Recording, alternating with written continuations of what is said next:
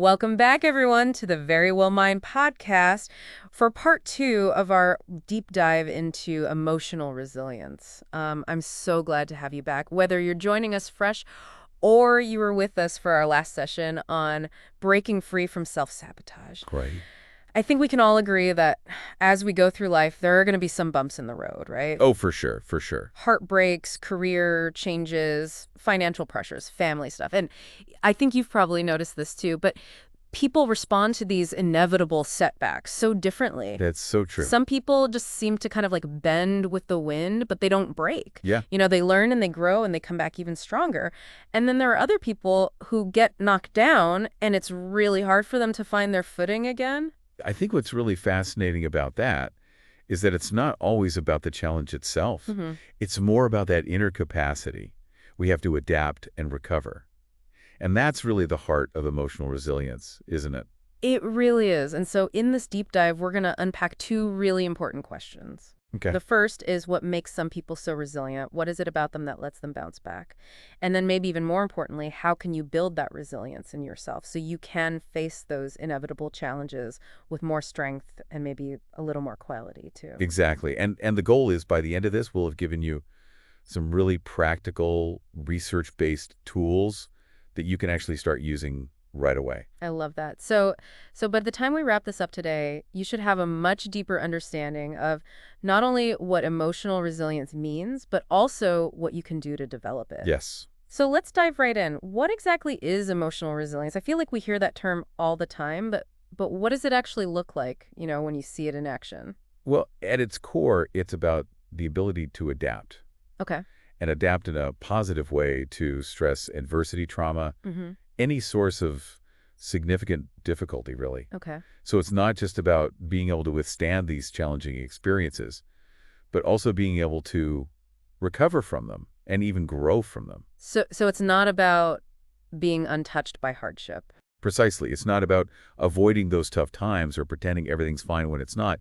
It's really about how you process those emotions, how you respond to those challenges, and then ultimately how you move forward. Okay, so it's more like imagine a sapling in a store. Okay. A resilient sapling might bend really far in the wind, Mm-hmm. but it doesn't break. It comes back to its upright position, and maybe its roots are even a little stronger now. I love that image. So it's like building strong roots.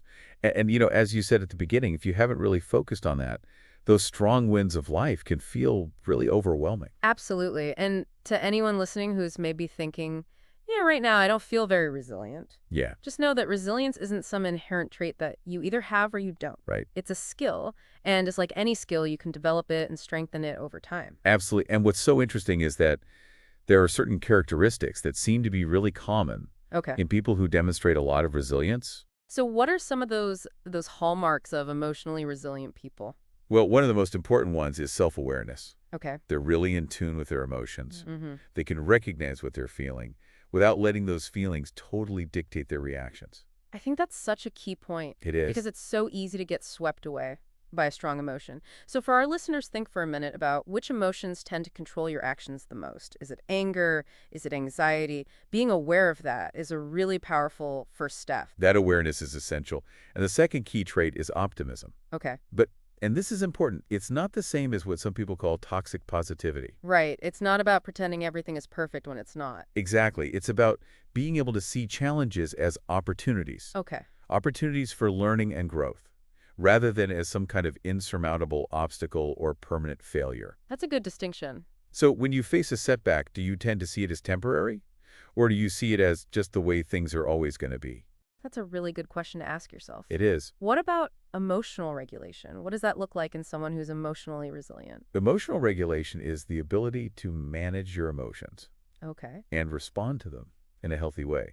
You can experience stress without either shutting down completely or overreacting. So it's like finding that middle ground. Exactly. It's about navigating your emotions skillfully. I like that. So think about how you typically deal with stress. Are your methods actually helpful in the long run? Or are they creating more problems for you down the line? That's a great question. And the fourth key trait is having strong support systems. Yeah. resilient people build those networks of supportive people who uplift them and encourage them. And it really highlights that we're not meant to go through tough times alone. No, we're not. So who are the people in your support system? Do you feel comfortable reaching out to them when things are hard, or do you tend to try to handle everything yourself? It's a good thing to think about. And the fifth key trait is adaptability. Emotionally resilient people are generally pretty open to change, Mm-hmm. and they're willing to adjust their perspective and their strategies when things are unexpected or when things change. So how do you usually respond to change? Do you resist it? Or do you try to adapt and find a new way forward? Those are all really good points for self-reflection. They are. And as we said earlier, these aren't personality traits that are set in stone. Right. These are all things that we can develop and strengthen if we put in the effort. With conscious effort. Exactly. Okay, so we've talked about the key traits. Now, what about the practical stuff? What are some actual tools that people can use to build emotional resilience? Well, one really powerful tool is reframing negative thoughts. Oh, that's such a good one. When something goes wrong, we often fall into these automatic negative thought patterns. Yeah. And they can really affect how we feel and how we react. It's like when you tell yourself, I'm a failure, or this always happens to me. Exactly. Those thoughts can become so ingrained that we don't even realize we're thinking them. We don't even question them. So the key is to start noticing those thoughts Okay. and challenging them. So, for example, if you catch yourself thinking, I messed this up, ask yourself, is there another way to look at this? Could you maybe say this was a learning experience? Or I can do better next time. If you're thinking, I'll never get through this, Right. try shifting it to, this is really challenging, but I've overcome difficulties before, and I'll find a way forward this time. It's like rewriting the script in your mind. Exactly. That internal dialogue has a huge impact on how we experience challenges and how we get through them. It really does. So for our listeners, I want you to try something. Okay. Think of a negative thought that's been bothering you lately, and then try to reframe it in a way that's more balanced or more focused on growth. You might be surprised by how much of a difference that makes. Another really great tool is to try to see stress as a challenge Yes. rather than a threat. I love that. There's actually research that shows that when people see stressful situations as something they can overcome or learn from, they actually tend to perform better and recover more quickly. That's so interesting. It really is. So the next time you're feeling super overwhelmed, instead of spiraling into anxiety, take a moment to pause and ask yourself, what is this situation challenging me to do? What skills do I need to use? What strengths do I have that can help me here? What can I learn from this experience? Just that little shift in perspective can totally change how you relate to the stress. And then, of course, there's developing healthy coping strategies. That's essential. We all have ways of coping with stress. We do, but some are definitely healthier and more sustainable than others. Right. Think about things like journaling Okay. or regular exercise, therapy, mindfulness, and meditation. Those are all really healthy ways to manage your emotions and process stress. Okay. And it's helpful to compare those to coping mechanisms that might feel good in the moment, but that can actually lead to more problems later on. Yeah, like spending too much time on social media. Yes. Or using substances. Or just avoiding your problems altogether. Exactly. And if you're listening and you're thinking, I could use some more healthy coping strategies, we will talk about some helpful resources a little bit later. We will? And another really important part of building resilience is to build and nurture your support system. Absolutely. Like we talked about earlier, you don't have to go through tough times alone. Knowing when and how to ask for help is a real strength. It is. So whether that means connecting with a therapist, or talking to a trusted friend, or getting guidance from a mentor, or even just strengthening the bonds with your partner, having those supportive connections is so important. It's vital. And on that note, if you're in a relationship Okay.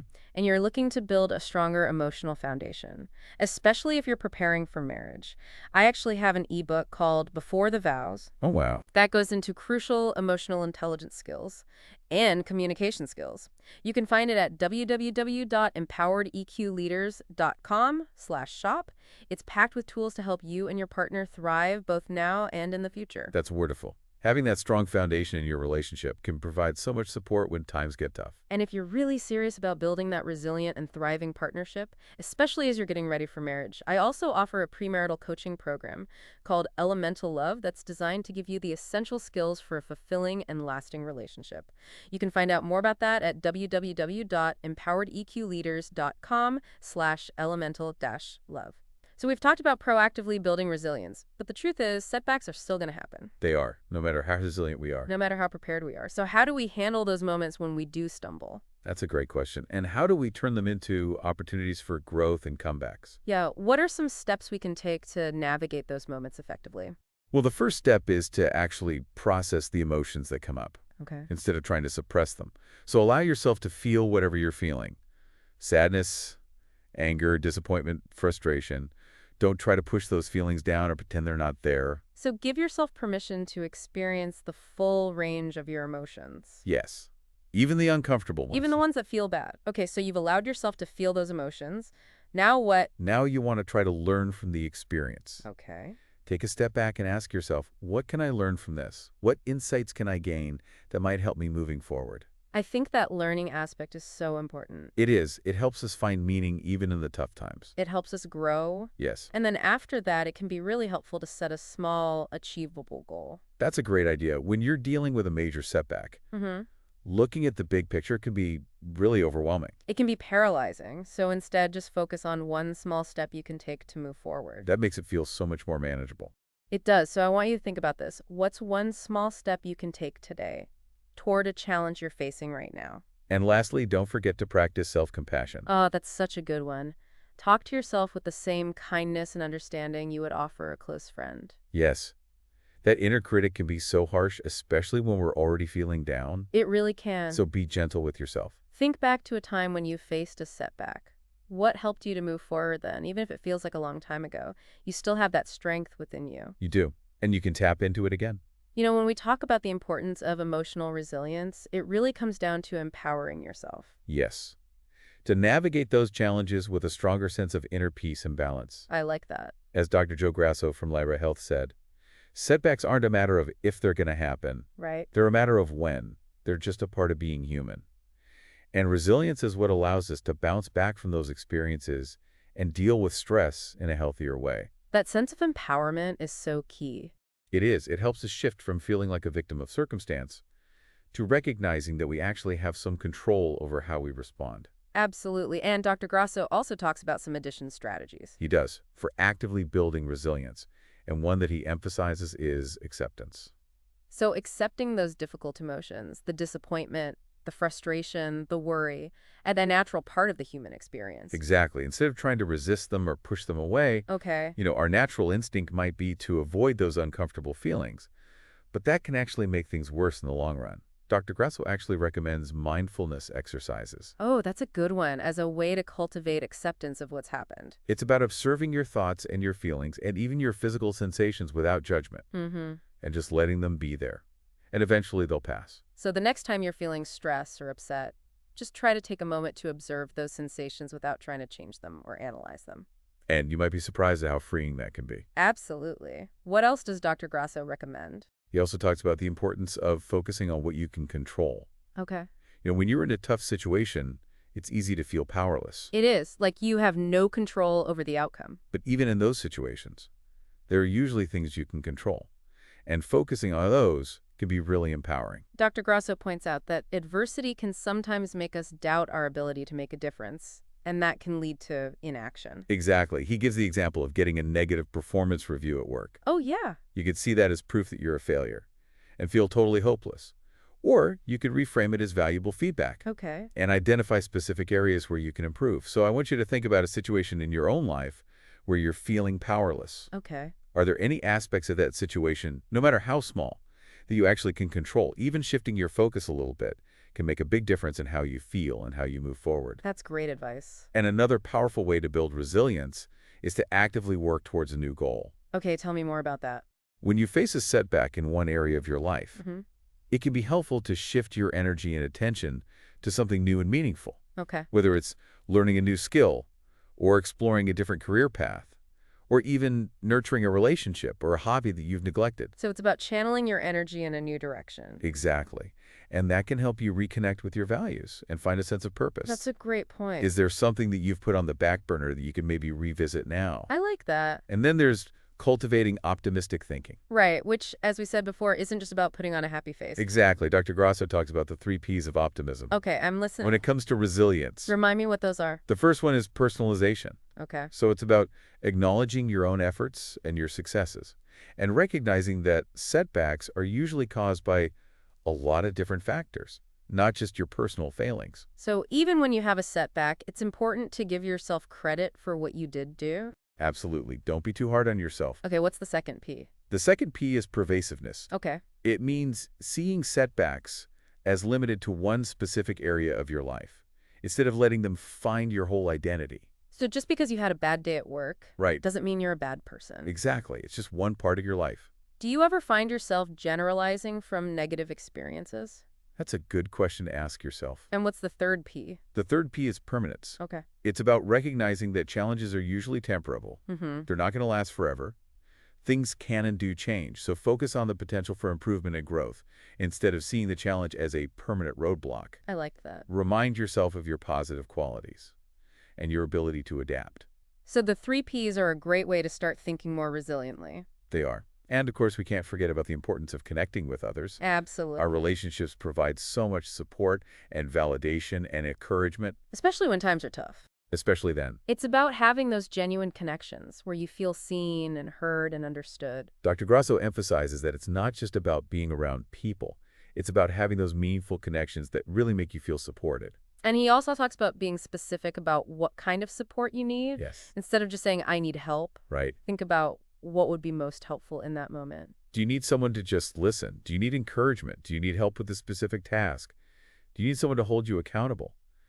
When you communicate your needs clearly, it's much easier for the people around you to give you the support you need. It takes the guesswork out of it. It does. And of course, we can't forget about taking care of ourselves. That's so important. Self-care is crucial. It really is. So make sure you're getting enough sleep, eating healthy foods, and doing things that you enjoy. It helps reduce stress, and it gives you a more positive outlook on life. Think of it like filling your tank. I love that, so that you have the energy and resources you need when challenges come up. What are some of your favorite self-care practices? Are there any areas where you could maybe take better care of yourself? You know, it's a good reminder that emotional resilience isn't just about mental toughness. Right. It's also about our physical and emotional well-being. And Dr. Grasso also highlights the importance of working on your problem-solving skills. Yes. When you have those skills, you can approach challenges proactively instead of feeling overwhelmed and helpless. That makes sense. So that might involve breaking down a complex problem Okay. into smaller, more manageable steps. Or trying to look at the problem from different perspectives. Maybe try taking a challenge you're facing right now and break it down into smaller pieces. What are the individual parts that you could start addressing? I think that feeling of being able to take action and solve problems can really boost our confidence. It can. And make us feel less helpless. And Dr. Grasso makes a really important point. Okay. Building resilience doesn't mean you shouldn't seek professional help if you need it. That's so true. In fact, seeing a therapist can be a really valuable way to build and maintain resilience. You know, it's important to remember that asking for help is a sign of strength. Yes, it's not a sign of weakness. It's a sign that you're self-aware. Exactly. And that you're taking care of yourself. And as Dr. Grasso says, a therapist can provide a safe and supportive space to explore the thoughts and feelings and behaviors that are causing you distress. And they can also help you develop coping mechanisms and build a life that's aligned with your values and your goals. Absolutely. So as we wrap up this deep dive, the main takeaway I want to leave you with is this. Emotional resilience isn't about avoiding pain or hardship. It's about learning how to move through those difficult times and come out on the other side, stronger, wiser, and better equipped to handle whatever comes next. I love that. I really encourage you to take some time to think about the tools and strategies we've talked about today and start practicing the ones that resonate with you. Building emotional resilience is a journey, and every step you take, no matter how small, can make a difference. It really can. And if you found today's conversation helpful, we would love for you to subscribe to the Verywell Mind Podcast so you don't miss any of our future deep dives. And if you're in a relationship and you're looking to strengthen that emotional connection and build resilience as a couple, especially if you're getting ready for marriage, I invite you to check out my ebook, Before the Vows. It's available at www.empowereqleaders.com/shop. It's full of tools to help you build a solid foundation for a lasting and fulfilling relationship. And for those of you who are engaged or thinking about getting married, I also offer a premarital coaching program called Elemental Love. You can find all the details at www.empowereqleaders.com/elemental-love.